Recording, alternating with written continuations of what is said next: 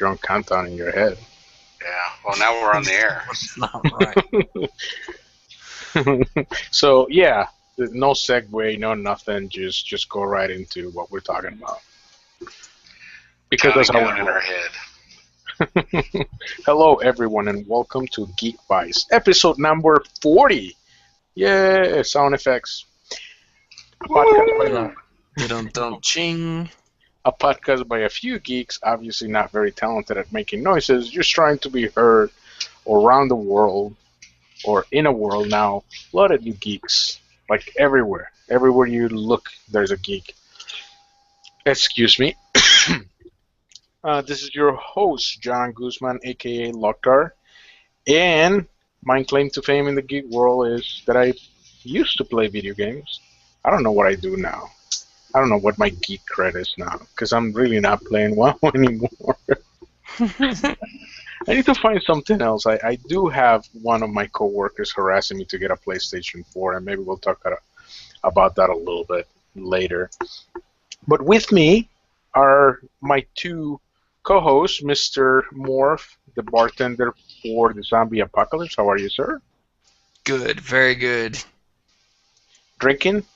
I was drinking. I'm not drinking anymore. I probably should be. Yeah, we need to fix that. And Mr. Kip, a man boldly going from the couch to the kitchen and back again. How are you, Mr. Buddha Bear? I'm doing well.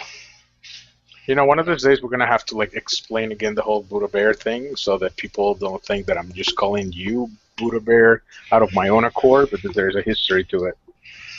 Keep them guessing is what I always say. It's like, oh, we might get an audience that is unintended, but still welcome. That's true. I'm okay with it. Bears. I'm okay with it. I'm okay being listened to by bears of all persuasions. They can enjoy the Buddha Bear in his full glory, 1080p.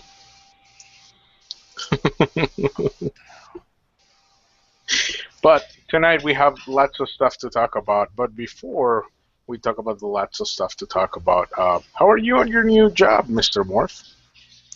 It's doing okay. I had my second day there today, and it's work. I haven't really got to do much of it yet because my computer hasn't really been working there at work. So I would not blame your job, because you couldn't even get your home computer to work for this podcast, and we've been doing this for 40 freaking weeks now. Yeah. You still can't get it straight. There's a common denominator there, Morph. Right, which is you. yeah, So I would yeah, call but it- this one's not my fault because it's a CAD program that if there are people at the company that I know that could fix this. However, they're not allowed to do anything with it, and therefore you're left to leaving people who don't know how to fix it to try to fix it, and their solutions are not working.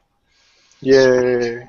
So Sweet. yeah, it's overall though, I'm actually looking forward to getting started, and if I can get my computer up and running with the programs I need to do my job, then tomorrow I'll actually get to do some stuff for some nuclear power plants. How about that? Ooh, that is geeky. Yeah, And that is cool. I'm kind of excited to get in there and mess with some of this stuff. I'm kind of scared. I know you got me working on nuclear power plants. How about I that? know. I don't know if I'm okay with that. That's kind of a scary thing. Actually, you know what? Can you even disclose that? Are we gonna have to cut out this? Because isn't that kind of secret information? I don't believe that the company I work for is involved in nuclear power plants is secret. It's more the actual design of them, and I don't actually know what I'll be doing. Plus, where I'm at now, I'm just doing estimating stuff, so it's more just pricing. No. So it's really not. It's more like how much is this going to cost to do versus how much it's going to cost. I just don't want you to get kidnapped and taken to a Chinese prison and then tortured. Well, if they torture me, they're torching the wrong guy because I got nothing. I mean, I don't even know what I do at my job, let alone what I'm working on.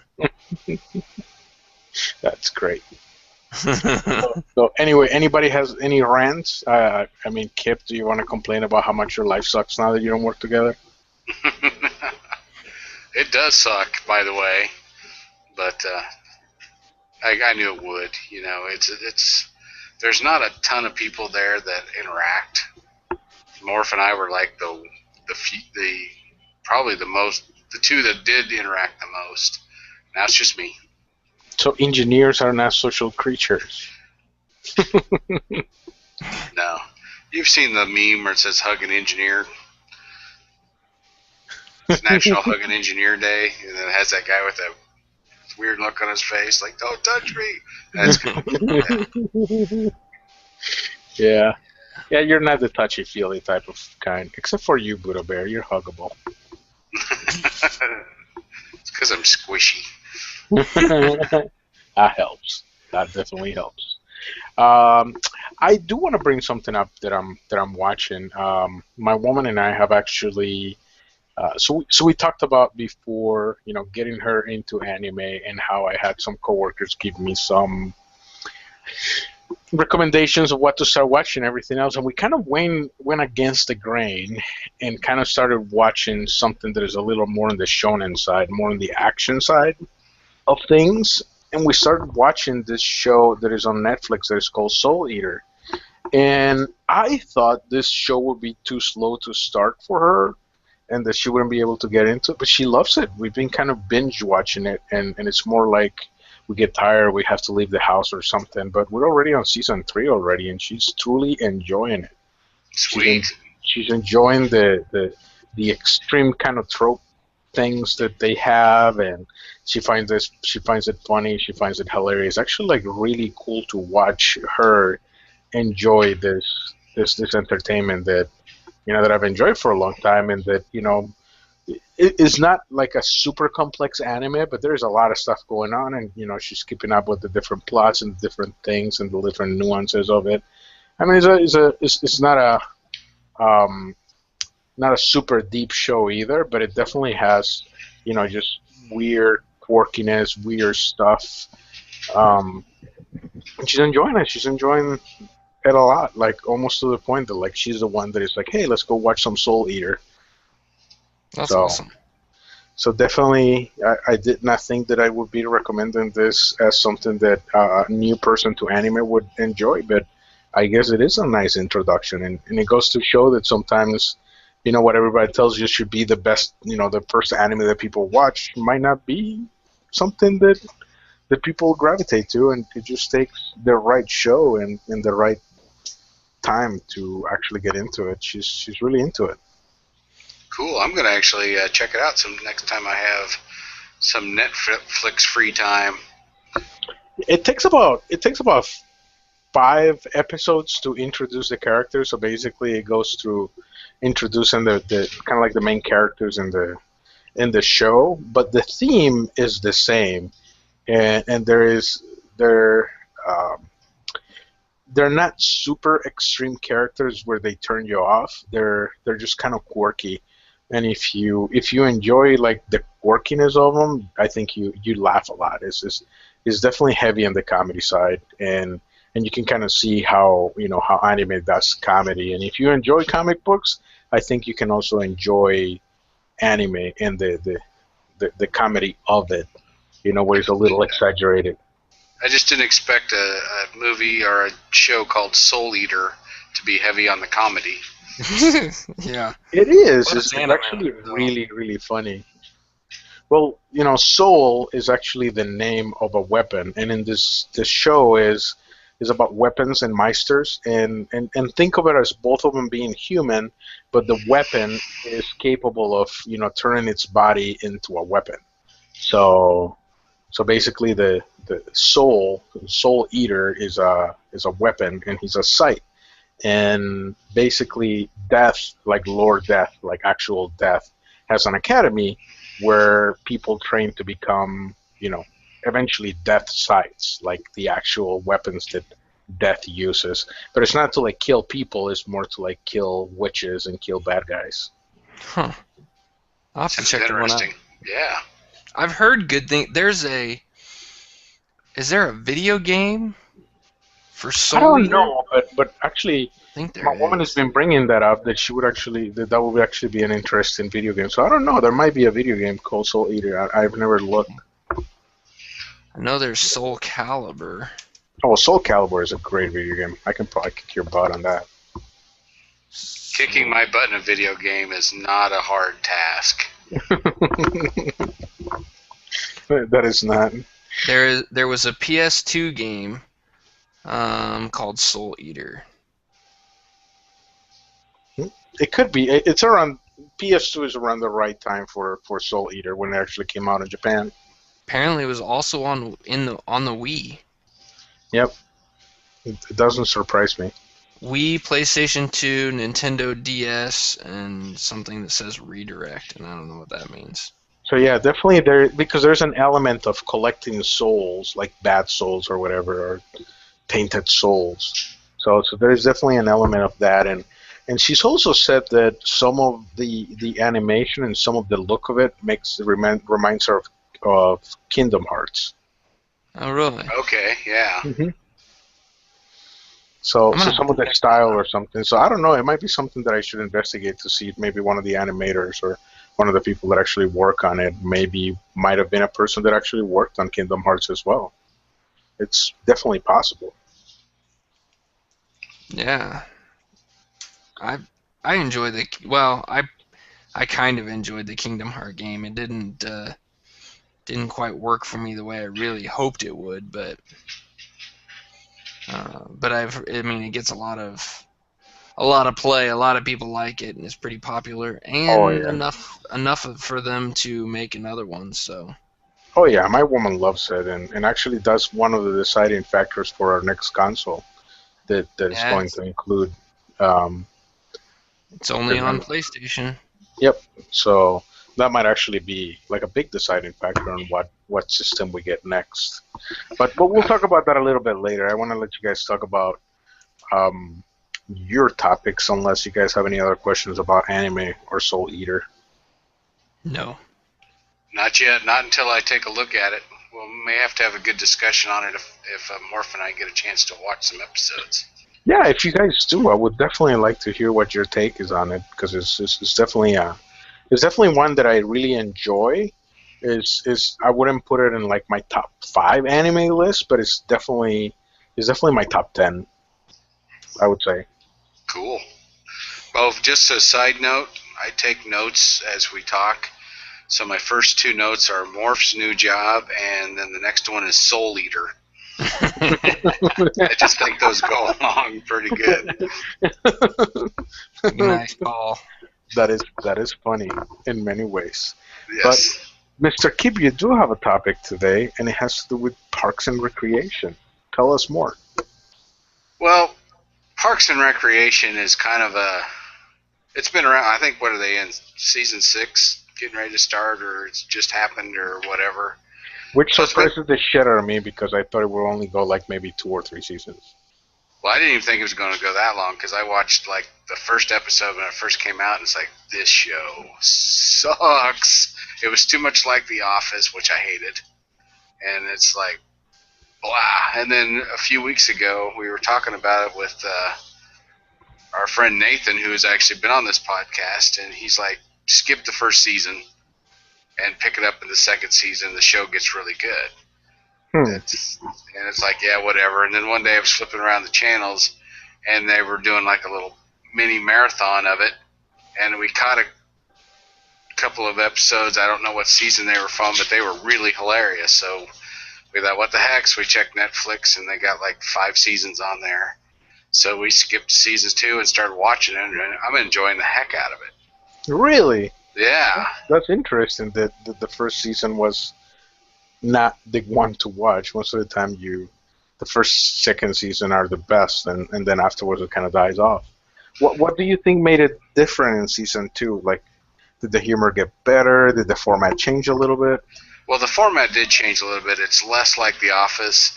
I mean, they still take make glances at looking at the camera, breaking the fourth wall, or they'll still do like the little interview type of thing, but it's very small, segmented.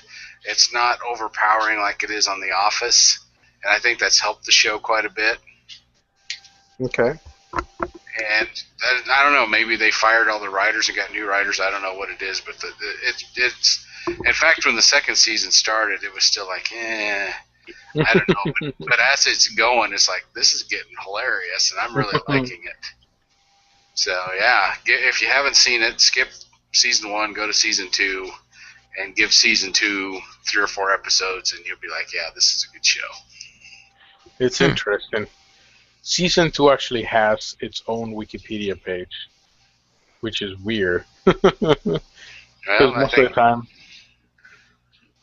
That's when they hit their stride, I think. Interesting. So which one is your actual favorite character there? I like Ron Swanson. He's the straight guy of the show. He's the boss of everybody, and he's the kind of the monotone, smooth talker. He's got the porn stash, and even when he says something funny, it's just, it's dry, it's deadpan, and it's hilarious. I really like him. I also like the character, I can't think of his name, but he's played by Aziz Ansari, and he is hilarious.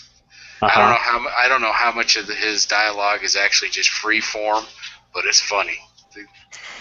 The guy has got some chops. That's what I've seen. I've seen that his stand-up is available, and I've been kind of teeter-tottering on maybe I should check it out, maybe I shouldn't.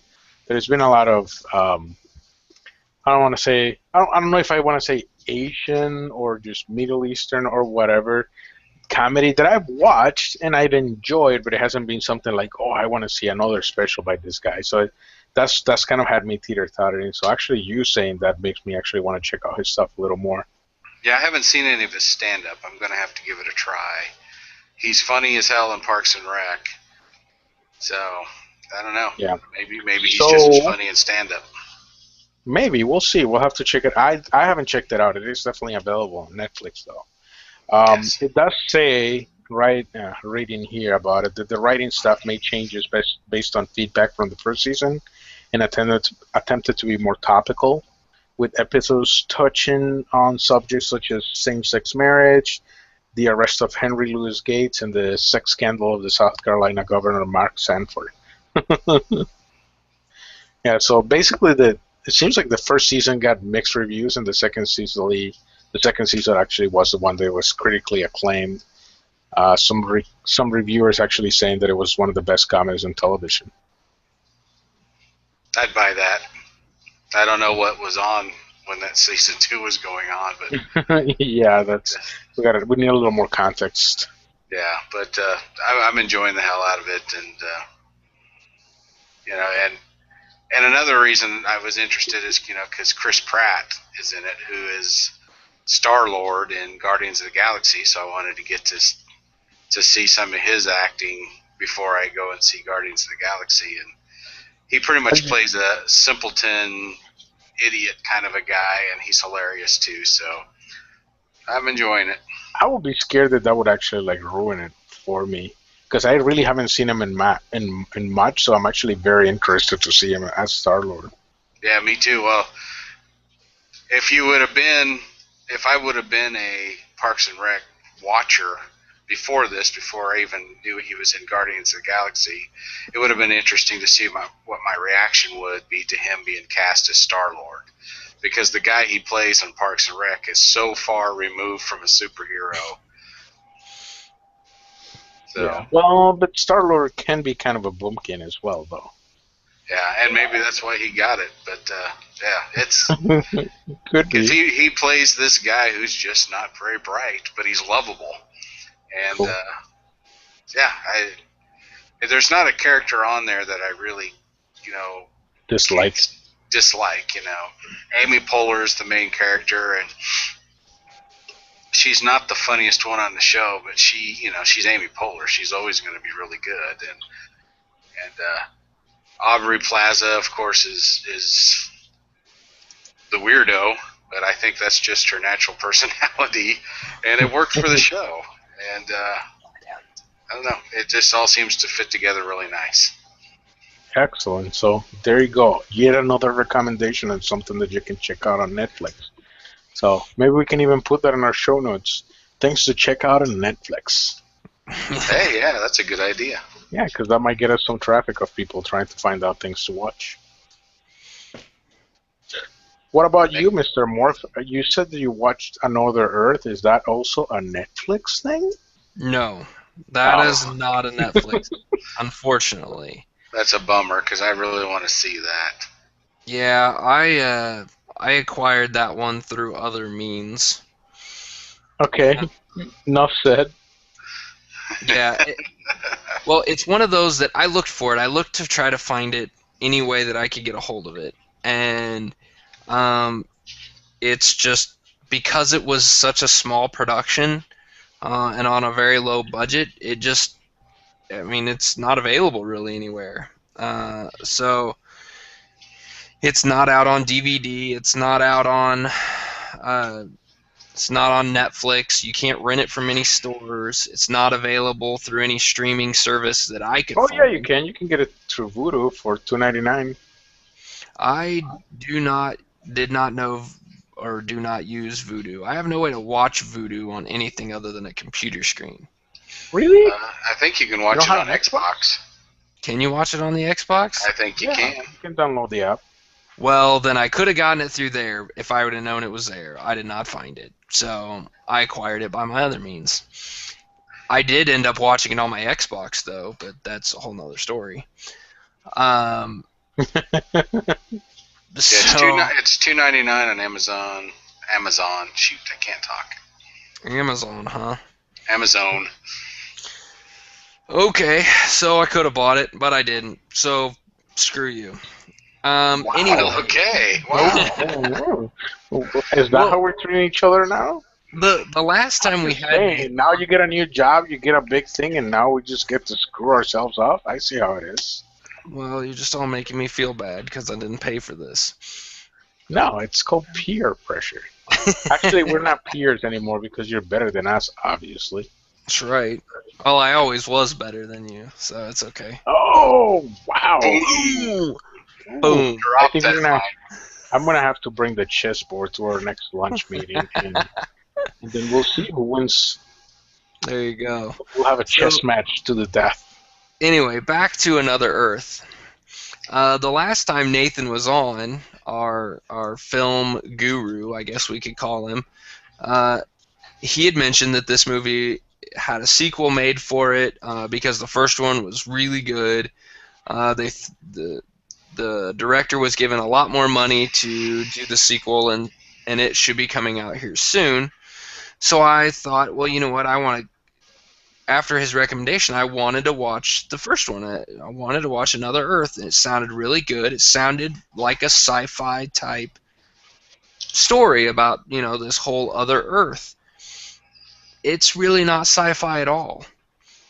There's nothing sci-fi about it. Does not make it a bad movie. It is a very good movie, and you can tell at times that you're watching an independent film. You're watching something done on an extremely low budget.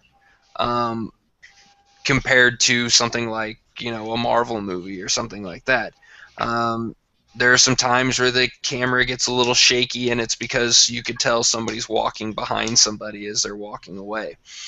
But the movie is it's more about a girl's redemption or self-improvement after she ends up killing a family, or a mom and a unborn child and a born son in a drunk driving accident. She got accepted to MIT, partied a little too hard, tried to drive home, and ended up crashing into this car and killing everyone in the car except for the dad who was driving. And she spends 4 years in jail.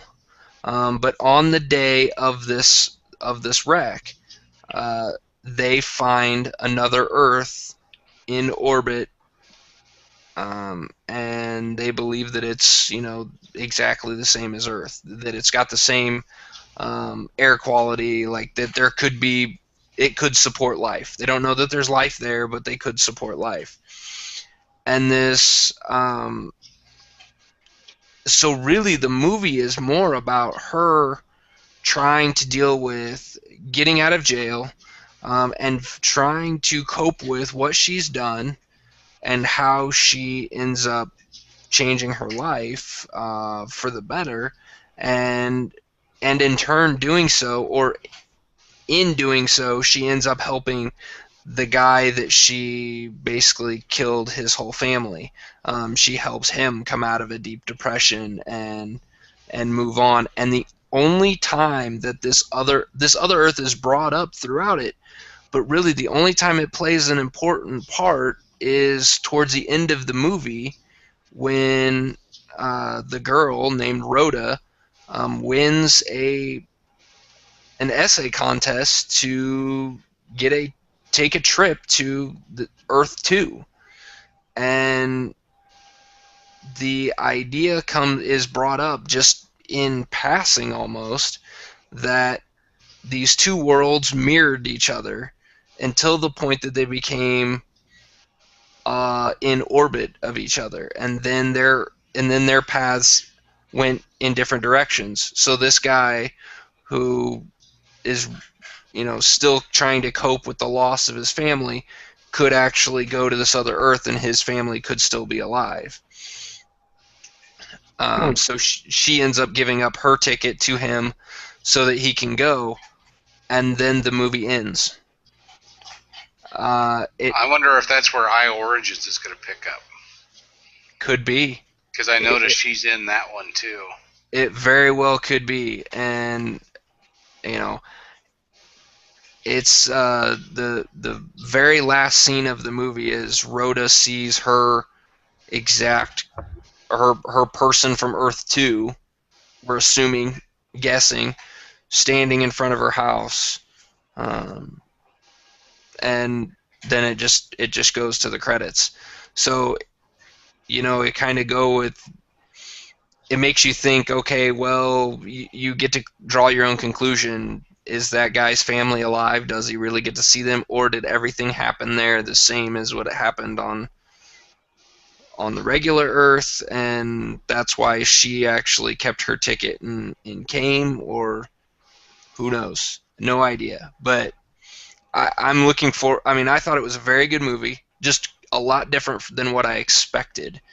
Should we had some spoiler alert? I mean, did you give it all away? No, because there's really nothing spoilery about the movie. It's pretty cut and dry. I mean, it's really all about the interactions and how this girl interacts, how she tries to do the right thing by apologizing to the guy, and she can't do it. She ends up chickening out at the last minute and makes up another story, and then ends up basically realizing that she can help him and herself at the same time. And so it's more about their interaction and their relationship. So there's really no spoilers to have in this. Nothing really comes out and just says, wow, that was a big twist or a big shocker. It wasn't like that. It wasn't that kind of movie at all. Yeah, like Kip's shocker right there. Didn't know if anybody's paying attention. I always pay attention. Yeah, I really want to see that or Another Earth. Hoping to catch that sometime. I put it on my wish list for Voodoo. You could. Yeah, I recommend it. I think it's really good. I think it's a very good movie, and I think it's well deserved that this guy gets a lot more money to make I'm gonna guess. I kind of think it's a sequel. Nathan kind of made it sound like it was a sequel, but I mean, it's a different title, so I don't know. Maybe it's not an actual sequel and more of a, I don't know, maybe it's the Earth 2 side of the whole thing. I don't know. That would be good. I don't know. I have no idea what it's going to be like, but I'm looking forward to seeing it and recommend people checking that out. So you enjoyed Another Earth. I did. I did. Very cool. And I'll go ahead and throw one more thing out there because I was trying to find some more information because it's kind of become a little popular recently, and that is Agent Carter, the TV show that has been picked up by ABC. It looks like, from what I've been able to read, that is going to be shown in tandem, I guess, with Agents of S.H.I.E.L.D. for the second season of Agents of S.H.I.E.L.D. And for those of you that don't know, Agent Carter is a TV series that's going to take place back in the 1940s, following Peggy Carter from the Captain America movies. Are they only doing 8 episodes of that? I think I read somewhere that there's only going to be 8 episodes. Yeah, this at least this first season's just going to be 8 episodes. So it's going to be a shorter one. One time I had read that they were going to show them like in the winter break for Agents of S.H.I.E.L.D., so it would be like halfway through. But then I was reading some stuff today that made it sound like no, they've moved that up and it's going to run at some point. It's going to run like either right before or right after Agents of S.H.I.E.L.D. So I don't know, but I kind of want to see that. I think that could be a really good TV show. I kind of like those period type pieces. If they do them well, they turn out really good. Yeah, and I really liked the Agent Carter character in the first Captain America movie. So I'm not surprised they did something with it. Yeah, it's a pretty good character. There's a short out there for it that was actually, I think, on the Iron Man 3 DVD. But that's supposed to kind of be similar. That's supposed to kind of give you the tone and idea what the TV show is going to be, very similar to that short. So I think I just found something that I need to share with you guys. Sure. Which is called, it's Twitter, so you don't participate. That is true. It's called the TLDR Wikipedia. And the most recent post is Kid Rock is the people's version of an above the ground pool.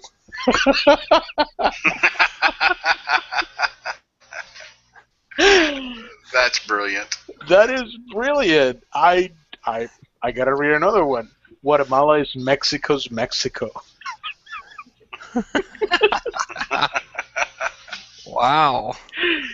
There are some really great ones here. Jimmy Buffett is an American singer-songwriter best known for music portraying what your uncle would do if he won the lottery. This is great. And, oh, that's funny. Like, they have a picture of the Death Star, and it says moon. Wait, that's no moon. This is pretty cool. Oh, this is my new favorite Twitter to follow. Oh, I laughed pretty hard when I saw the Kid Rock one. That's just great. That is Kid a good Rock one. is the people's version of an above the ground pool. I don't know why it's so amusing, but it is. I think it's amusing that you find it so funny. I guess I'm amused by really weird crap sometimes. That doesn't surprise me. Funny. But anyway, we do have a. These are funny. The Federal Bureau of Investigation is a governmental agency responsible for making DVDs 15 seconds longer. Nice. I'm telling you, it's pretty funny. I like that one. So anyway, for my topic for today, it was not a funny Twitter feed, but it was actually wearable tech, because I wanted to to kind of give a little review, I've been wearing this Fitbit now for probably more like almost a month, and I cannot believe how powerful this Fitbit look has been for me. Like, I really like to, hit my goals and get, at least 10,000 steps a day or whatever. I really like, being able to wear this. At the same time, it's kind of scary that there is now data out there about how mobile or, immobile I am, which brings up a good point, and I kind of wanted to get your guys' take on it, that, within the next couple of years, there's going to be a lot more wearable tech, like, Google Glass, like smartwatches, like even your cell phone being able to keep track of way more things that it tracks right now, just not even with downloading apps, but just out of the box. And I was listening to this podcast not too long ago about how, technology can basically replace doctors, and there's like 2 points of view on it. They're like, some say that, the specialists are going to be replaced because, like surgeons are going to be able to be, like robots are going to do way better than surgeons do, and there's already, surgeries being performed by robots. But I think we touched on that before, right? Like burnt assholes or something like that. Didn't we talk about that? I would remember if we talked about burned assholes. Anyway, but there's a robot already that is performing things, and the big thing about it is that some lady was supposed to, or some dude was supposed to have something done in that area, and the robot ended up like cauterizing their asshole. So burnt asshole is part of the story. So. But anyway, that's not my point. Like, but we always get to this point, don't we? But what I wanted to talk about, or what I wanted to get your take on it is, do you guys feel a little big, like Big Brother is watching us with all this wearable technology, or is it just something that is going to be convenient and as cool as having a phone or having a TV or whatever? What do you guys think? What concerns me about it is I think what could end up happening is you're issued something like a Fitbit, and your health insurance rates are based upon your level of activity sent in by your wearable technology. Which is happening already, actually. Because I was going to say, it's already like WebMD, yeah, it's already like that. WebMD can connect to your Fitbit or whatever, and they'll actually give you a discount if you do it. And the next step for that is you have to wear one. If you're, let's say you're overweight, you have to wear your Fitbit and, do so much, or we're going to jack up your insurance. So that's already happening. Yeah, I synced, is that a word? Mine with the insurance rider, I guess is what you call it, with my job. And I earned a bunch of points for my activity. And we have a program where you get so many points, you get free stuff from the company store. So there's the positive in that. The negative is going to be one day they're going to say, well, you're not getting 10,000 steps in a day. We're going to charge you an extra $50 a month. I want to find a health insurance that can prove to me that me taking 10,000 steps a day is actually going to be beneficial to them. Because I'm sorry, walking 10,000 steps doesn't mean jack shit, other than you walk 10,000 steps. Well, it's better than you sitting on your ass the entire day and only getting 500 steps in. Well, not necessarily, because if those 500 steps cause your heart, is able to get your heart rate up higher, that's kind of what I mean. The amount of time it takes you to walk 10,000 steps and the activity that you're putting in, the physical exertion it takes you to do those 10,000 steps, really isn't actually helping anything other than the possibility that you're burning a few more calories. But you're not burning, you're more than likely just doing 10,000 steps at a normal pace. I can't see it. It's just a bright white screen there. Yeah, it didn't work the way I wanted it to. That The, is, But that it is shows not how many true. steps I got, how many active minutes I had, and how many Well, calories I burned. But That is not but true. the Your idea, your assumption is not true though. which assumption? That 10,000 on a normal pace don't make a difference. No, it will make, but it will not make as much of a difference as somebody who's putting in 5,000 steps and getting their heart rate up to an aerobic level. I would disagree from what I know of. You will burn. I will just tell you from the what I know of dietitian and health from all the sports that I played. If you don't get your heart rate up, you're not gaining the full benefit of doing that stuff. No, absolutely not. You're not you are getting burning cardiovascular benefit, but just the fact that, let's say on a slow day when I started wearing this thing, I was basically doing no more than 2,000 steps. And now I'm up to basically I consciously hit at least 5K. So it makes a huge difference. And I'm not running every single day. I'm only running like maybe once or twice a week. And it's not running, but just jogging or whatever, just trying to get more steps in. Mm-hmm. But it's making a huge difference versus, just sitting there and not even getting 2,000 steps in a day. Well, that is true. If the Fitbit is causing you to take more steps and be more physically active, then that is a good thing. However, that's a mental approach, and that has nothing to do with the Fitbit. You don't think so? No, the Fitbit doesn't make you take more steps. Yes, it does. It's a feedback loop. No.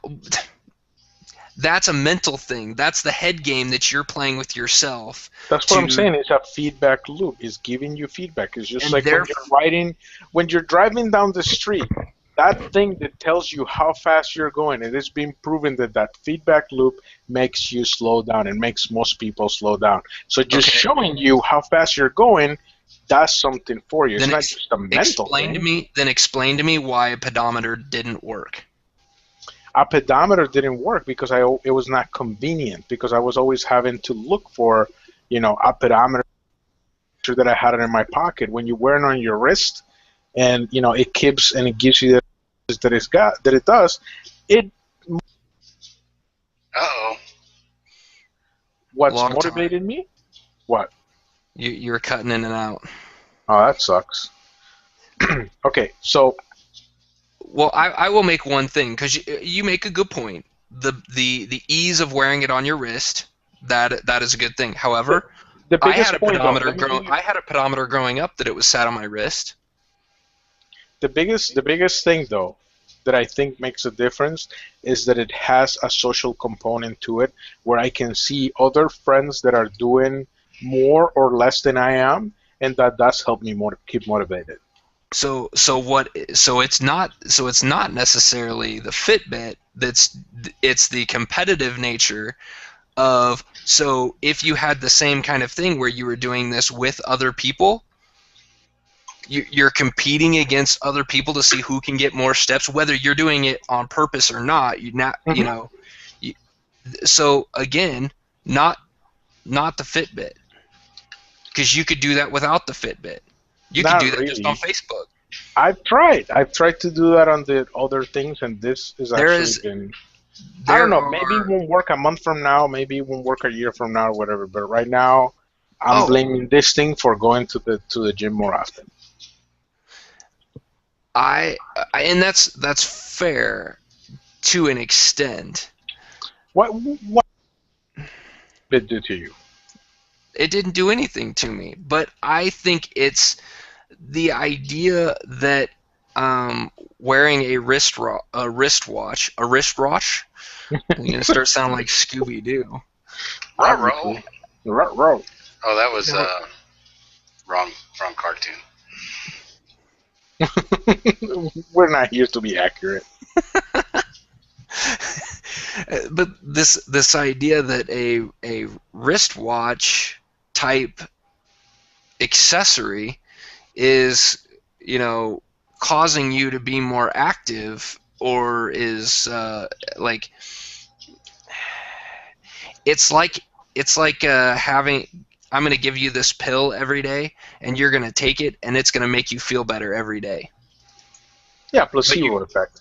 Exactly. It really isn't what's doing it. It's just making you you're just using that as, you're using the Fitbit as an excuse to go to the gym or to be more active, rather than just taking the onus on yourself and doing it. I think the Fitbit is a waste of money, but that's just my opinion. What do you think, Kip, since you're also a Fitbit user? I think it works to motivate on a couple of fronts. It's there, it's on your wrist, and because it syncs with my phone, I check my stats all the time, and I think it kind of goes with that same mindset as why Facebook and Twitter are so popular. It's kind of that same feedback reaction to it, and it does cause me every now and then to just take a longer route when I walk somewhere. Like sometimes when I have to go to the bathroom at work, I take the long way around, or I'll go down stairs so I can walk back up the stairs, that kind of thing. I personally, it's had a positive effect, and I think it's more the feedback loop than the placebo effect. Well, and what I hope, the one thing that I do hope that the Fitbit brings is the consciousness, because now it's, I will say, like John, like Kip, what you just said there, you now think about, okay, I'm going to take the longer route just to, because of the Fitbit.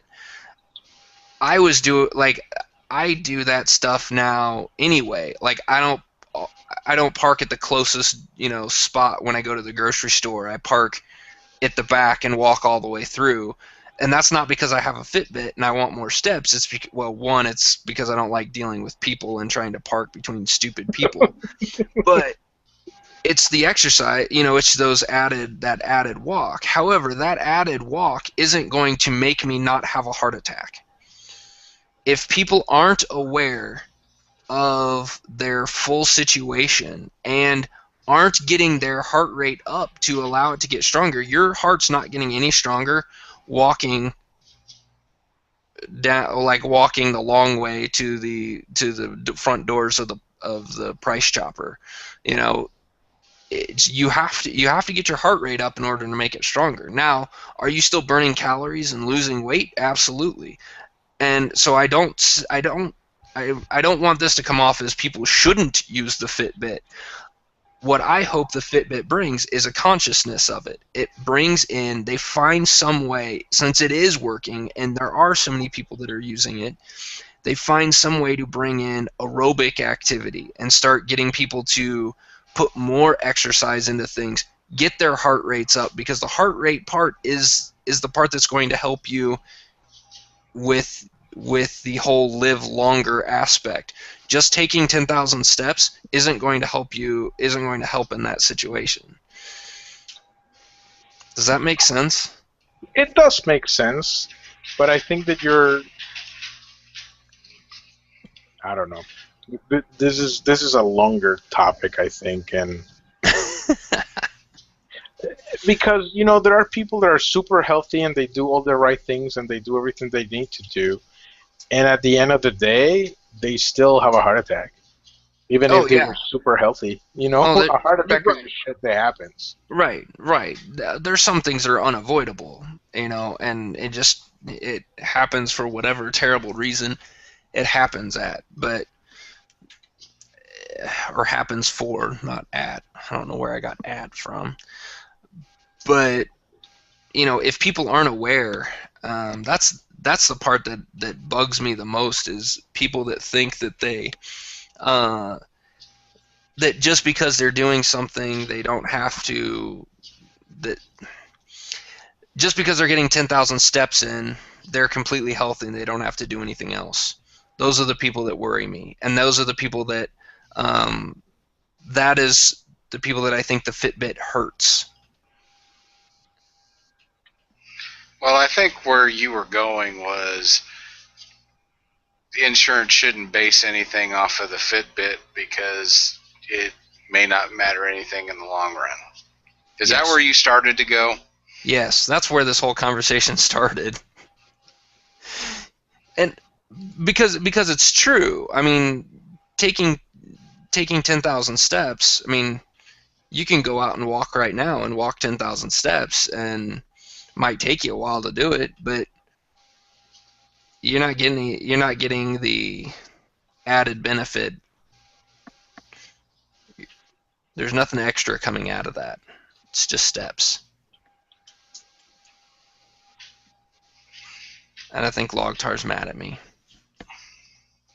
No, I'm not mad at you. I just think that you're taking a very narrow view on something that, like, if I could sit here and argue these points with you, but it's not gonna build anything on the topic that we're trying to talk about. And the topic that you're talking about is a lot more complicated than what we can do in kind of like towards the end of the podcast. I think that anything that will help somebody get moving is a good thing. And in any kind of health. Are you going to build cardiovascular, capabilities by just walking? That's still actually to be determined, because there are studies that are saying currently that walking, just simple walking distances, is as good or sometimes better than actual cardiovascular activity where your heart gets working longer. And I just don't want to argue with you because I don't have all of the links and I don't have all of the studies in front of me to argue with you. As far as nutrition, as far as burning calories and all of that other stuff, it's still such there are a lot of things that we don't know about that, and we can start talking to the point that we talk about free radicals and all that other stuff. And it's just a complicated subject. It's just, there are so many different things that we can go into it. And I kind of wanted to just talk about, if you feel like, having this wearable tech is, number one, a good thing, which I think is positive. And I think that you're taking the stance that, like, you know what, it doesn't matter because you're not doing cardio. And to me, that's like, what? Well, no. Well, the stance that I'm taking is that the Fitbit as a wearable tech, I think, is not as groundbreaking as people make it out to be. Is it just because you had a pedometer before anybody else and nobody thought you were cool and they picked on you for having a pedometer? No, it's just that's all it is a pedometer. But people seem to talk about this thing, and well,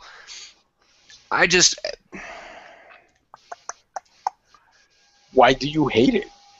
It's because it's nothing spectacular. I don't see it as an amazing piece of technology.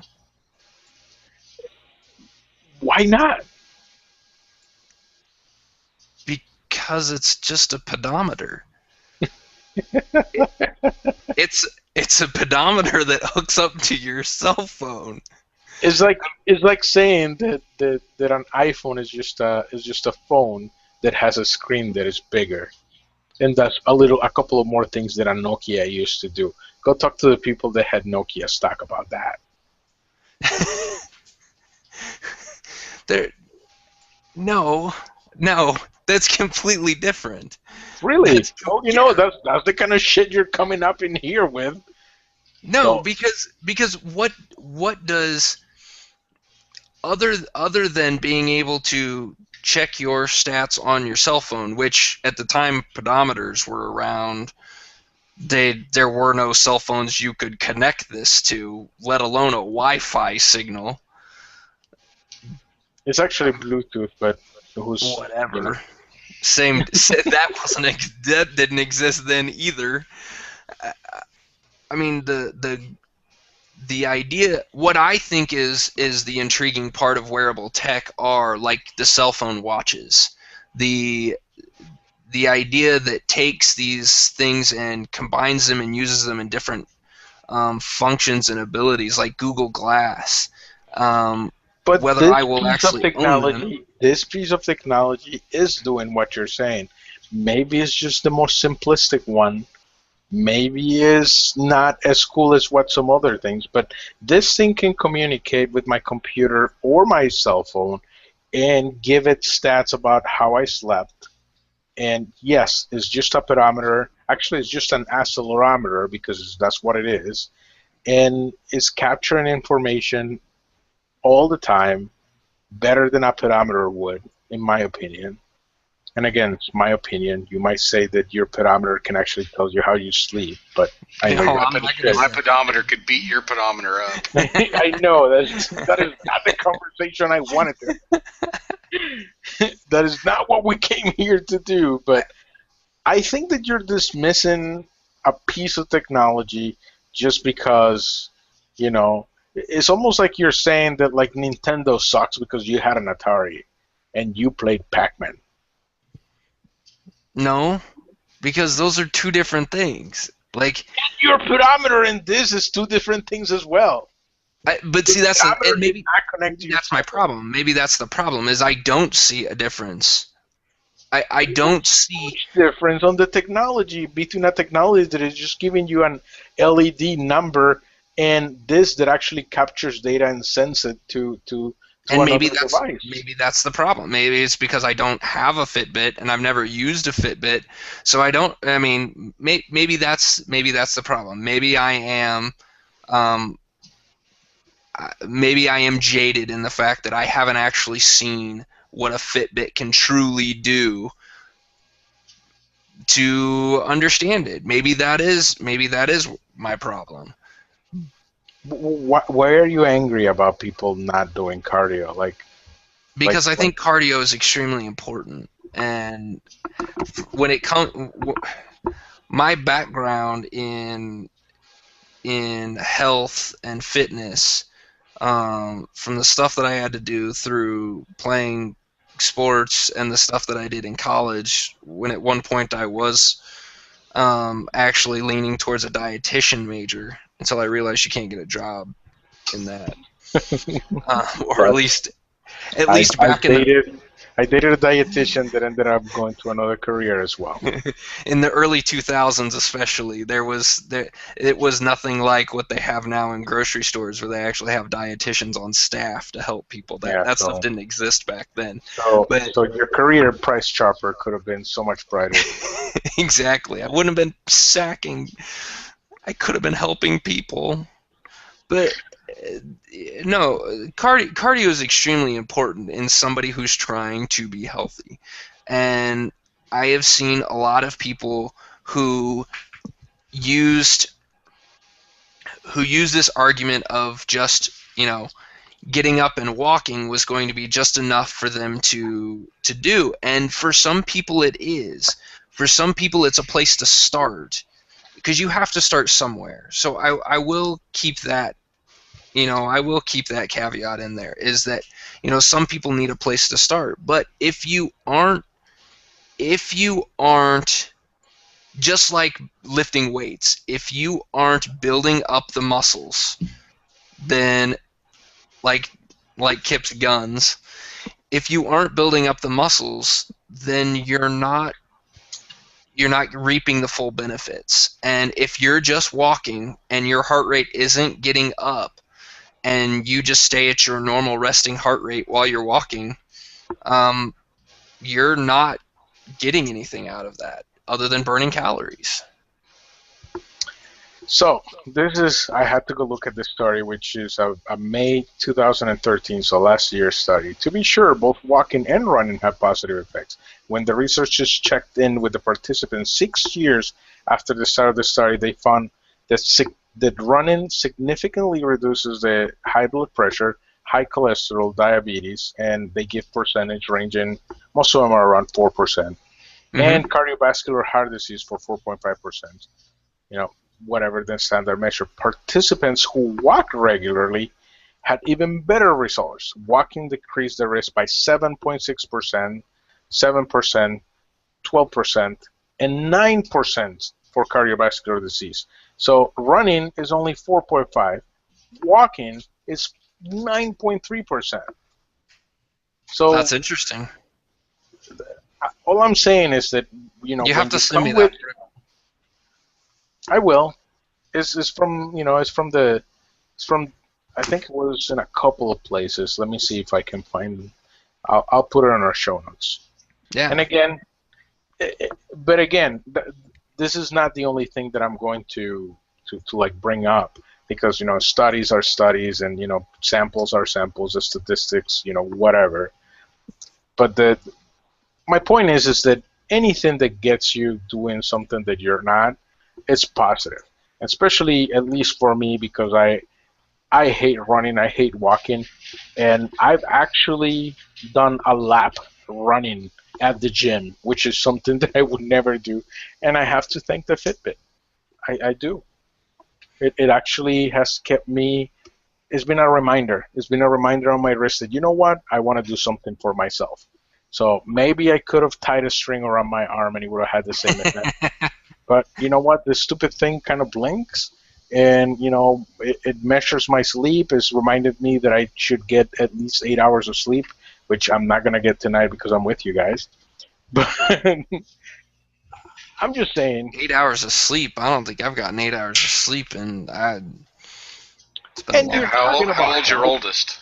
5 years. That's how long it's been. Maybe even a little bit before that. So maybe we're looking at 6 years.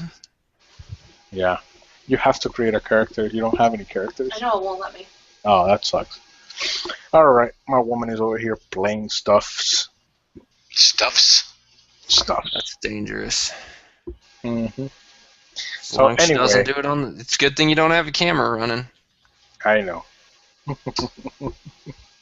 It is a good thing.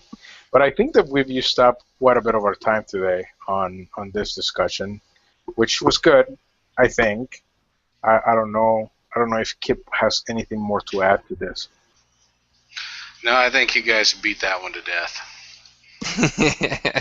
We probably bored people to death. No, it was a good conversation. It's just that it was just basically a difference of opinion. Well, and this is going to kind of come off condescending and bad, and I don't mean it that way, but I think it comes from the different backgrounds. I mean, my background came from heavy sports. I mean, I played sports all the way through college. So that is so condescending. I know, Totally. but I don't mean it. But I don't mean it that way. I really don't. How do you mean it? How do you mean it? Because Kip played sports in high school. I played tons of sports in high school, and I used to be. Even as an adult. What? Hold on, let me finish. Okay, finish. I even did, altogether after high school and after college, I did about 5 years of martial arts, to the point that I was going from 3 to 5 times a week. So I don't. Well, here's my disclaimer to that. How long ago from now to when you stopped doing that was that? It's been about a good 6-7 years. And Kip, how long since you stopped playing sports? Regularly playing hard, not like the neighborhood softball leagues.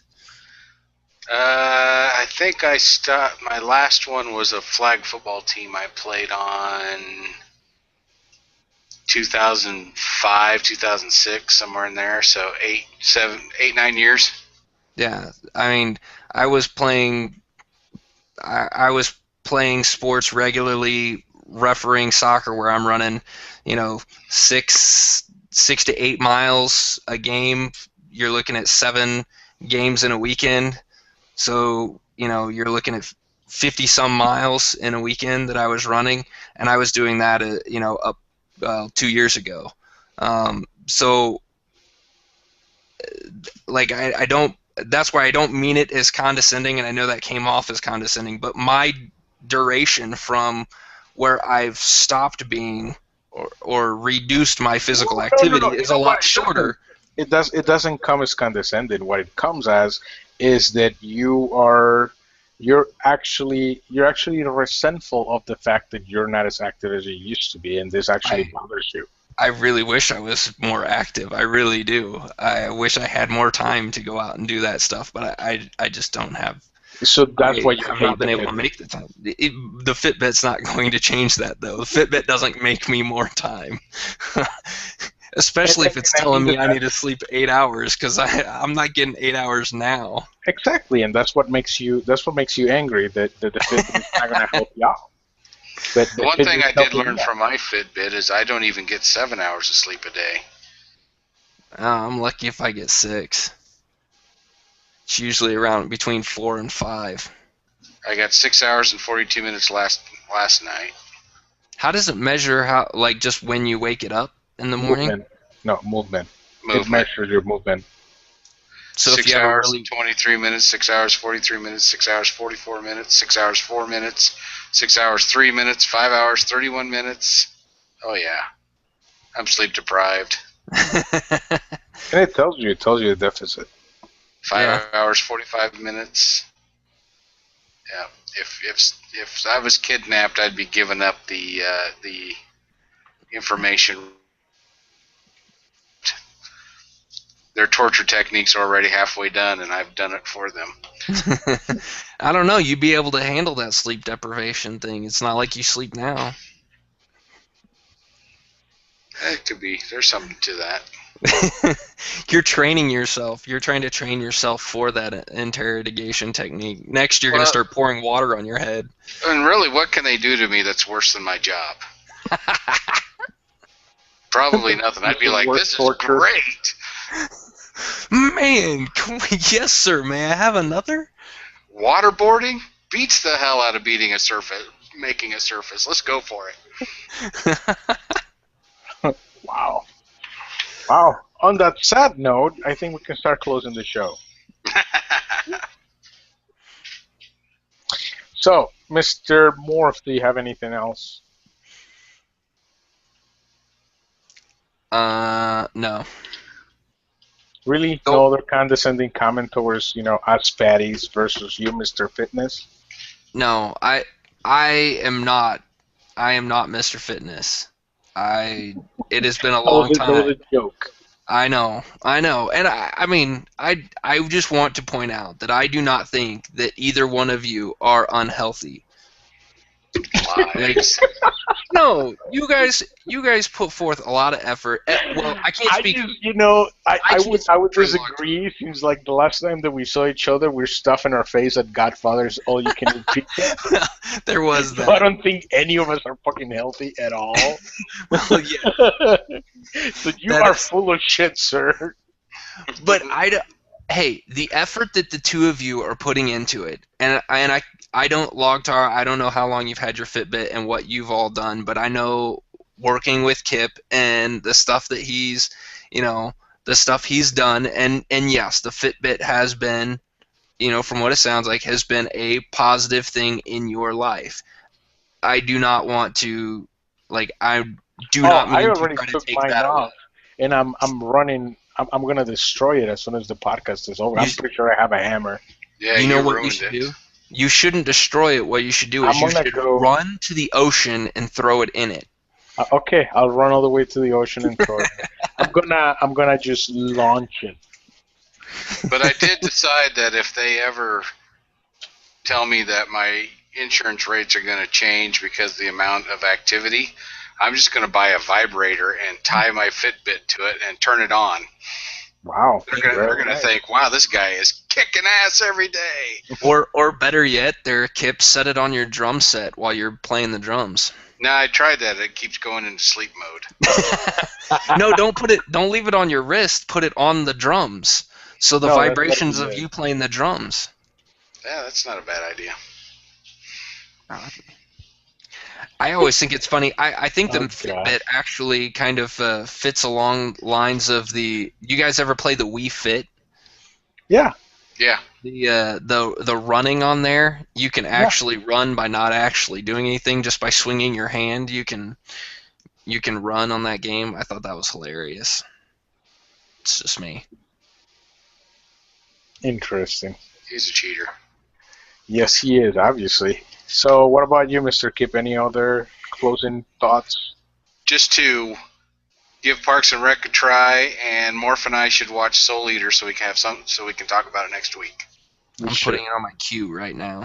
Oh, and a third thing is I'm in contact with the guys at Prolific Games, and they're trying to figure out a Wednesday to come on the podcast again and talk some more board gaming. Oh, by the way, I did get goodness. my game. I haven't opened it, but I did get it. I have mine, and it is open, so I'm one-upping you there, Logtar. Well, no, we obviously we're competitive now. You should have told me that before. Oh, so you know what, Mister? You know what I have that you don't have? What's that? Or A I line? will have, or that I will have probably Google here in Fiber? 2 days. Nope. What? I'm picking up a motorcycle. Ooh, what kind of motorcycle? A cruiser. Is going to be a V-Star 950 Touring Edition. Nice. Mm-hmm. So there you go. One at me now. Is there only one? Oh no, I guess there's 4 seasons of Soul Eater. Yes. 4 seasons added to my list right now. Bingo. There you go. Nice. Might actually watch the first episode tonight. All right. Sweet. Check out our blog at geekvice.blogspot.com. Follow us on Twitter at Geekvice, Google plus Geekvice, Facebook. Go look for us, Geekvice. Give it the like button. We need more likes. Follow Mr. Kip on Twitter at Kip Keelagin. Follow me on Twitter at Logtar. Worth is completely worthless, and now he can maybe you can get Condescending Morph. Condescending Morph that could be your Twitter handle. I'd have to learn how to spell that.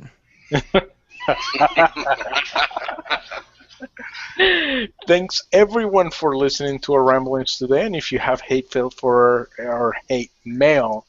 Mr. Morph, you can send it to us. Come on, fatties. I know you guys can let him have it, Mr. Skinny. Oh, yeah. Dude. Bring Hate it. on him. Bring it. Bring it. Hate on me all you want. Do it. Do it. So that's all I have for tonight. And without a further ado, I think we can close the show. See ya. Later.